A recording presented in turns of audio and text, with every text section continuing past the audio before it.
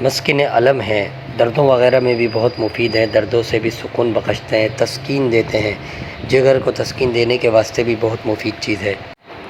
نحمدہ ونصلی ونسلم علی رسولہ الکریم، اما بعد فاعوذ باللہ من الشیطان الرجیم، بسم اللہ الرحمن الرحیم۔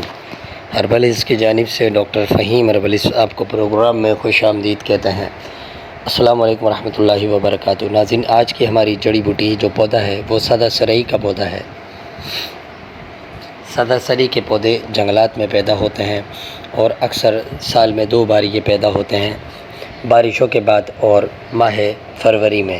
سال میں 2 سیزن ہوتے ہیں۔ اس میں سرخ کلر کا پھول ہوتا ہے، چھوٹا ننھا، بالکل بادرنج بویا کی طرح کا پھول لگتا ہے، کسی قدر جنسنگ کے پھول سے بھی مشابہت رکھتا ہے۔ یہ دوا مقوی قلب، دماغ اور دل کو مضبوط کرنے والی، اور اس سے عطریات وغیرہ کا بھی فائدہ حاصل ہوتا ہے، عطریات تیار کیے جاتے ہیں۔ اس کے علاوہ مسکن علم ہیں، دردوں وغیرہ میں بھی بہت مفید ہے، دردوں سے بھی سکون بخشتے ہیں، تسکین دیتے ہیں، جگر کو تسکین دینے کے واسطے بھی بہت مفید چیز ہے۔ سامعین، اس سے قبل کہ آج کے ٹاپک پر تفصیلی گفتگو کی جائے، میں یہ ضروری سمجھوں گا کہ ڈاکٹر فہیم ہربلز کی طبی خدمات سے آپ کو آگاہ کروں۔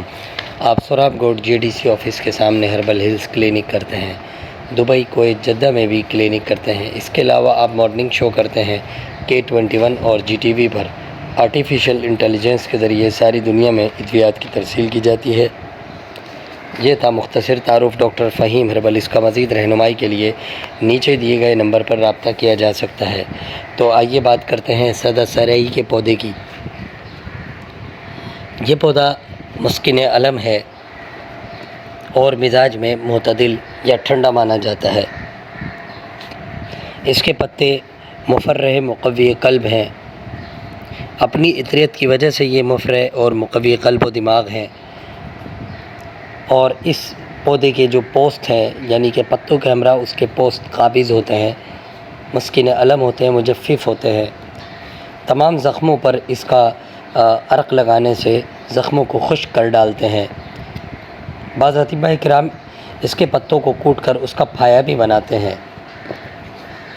تانبا اور اس قسم کی دوسری دھاتیں جو گرم مزاج رکھتی ہیں، اس جڑی بوٹی کے کوٹ کر اس کا نقضہ بنا کر کشتہ کرنے سے بڑی آسانی کے ساتھ وہ کشتہ ہو جاتی ہیں، آگ دینے سے کشتہ ہو جاتی ہیں۔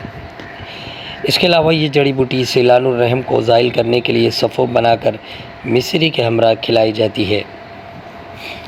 اس کی جڑ کے جوشاندے سے مرض قلہ، تحرک درد دنداں میں مزمزے، کلی وغیرہ کراتے ہیں، اور اس سے خیساندہ بنا کر مرض سوزاک میں بھی پلایا کرتے ہیں۔ بہت زیادہ نفع ہوتا ہے۔ اس کے علاوہ یہ جڑی بوٹی سیلان الرحم لیکوریا کی خاص دوا ہے، یعنی نفاق ہے، دیر ہضم ہے، قابض ہے، اس لیے اس کے ہمراہ کالی مرچوں کا استعمال کرنے سے فائدہ ہو جاتا ہے۔